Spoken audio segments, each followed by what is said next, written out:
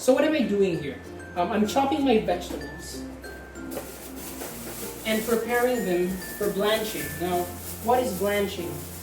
And at the simplest terms, blanching is you having your vegetables, especially things like leafy vegetables and whatnot.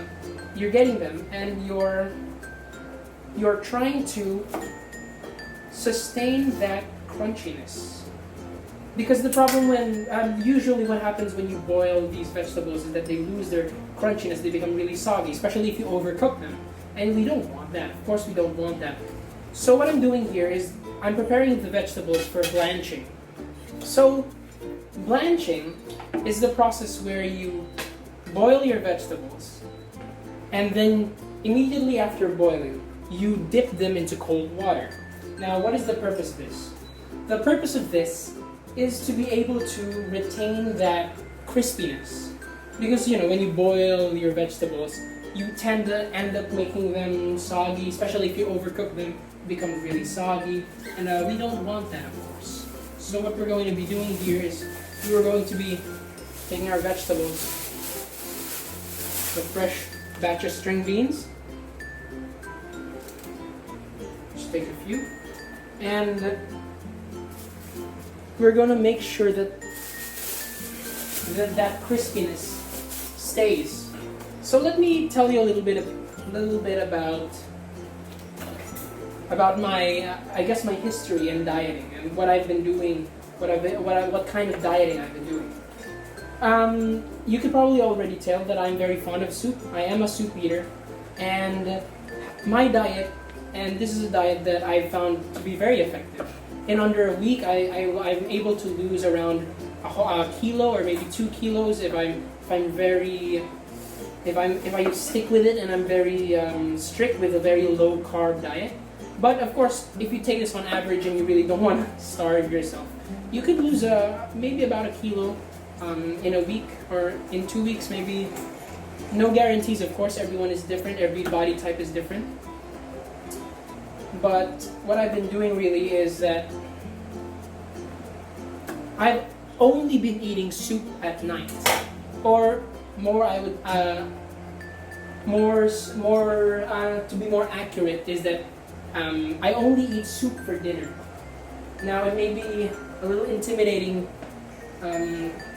at the start, but once you really find the types of soup that you like and enjoy, you'll find that it's very fulfilling even if you don't have rice.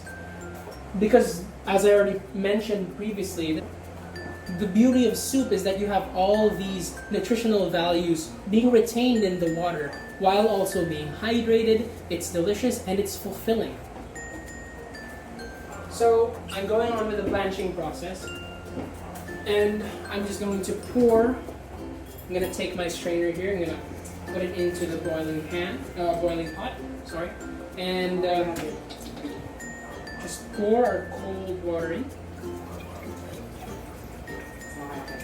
Now we want to be able to do this quickly. So we have our cold water at the ready. Our cold water at the ready. Our hot water is just about to a pretty strong boil. So there we go. We have a nice boil. We have a nice boil. So simply, we're just going to start slowly dropping our vegetables. You want to do this slowly so you don't spill anything. You don't want to waste your very good. You don't want to waste perfectly good vegetables, as I said, and just be very careful, but don't be afraid to get your hands in there. Now we're gonna get a spatula to kind of push down a lot of the vegetables that are still on top of the water. Now you want to wait for this to boil again before placing it into the cold bowl. Now something you can remember is that once you place this into the cold bowl, you can just leave it there while you process your other ingredients. Say you're gonna start sauteing. Oh well, what we're going to be doing is that as I place it into the cold bowl, we're going to start sauteing our onions and garlic. So after this, after I place it into the cold bowl, I'm going to start chopping the onions and garlic, and I'm going to be sauteing them in the salt with the saute pan. I don't know if I'm calling it correctly, but yes. Got it up to a nice boil. And then place it into the cold water. There we go. Just push it into the cold water.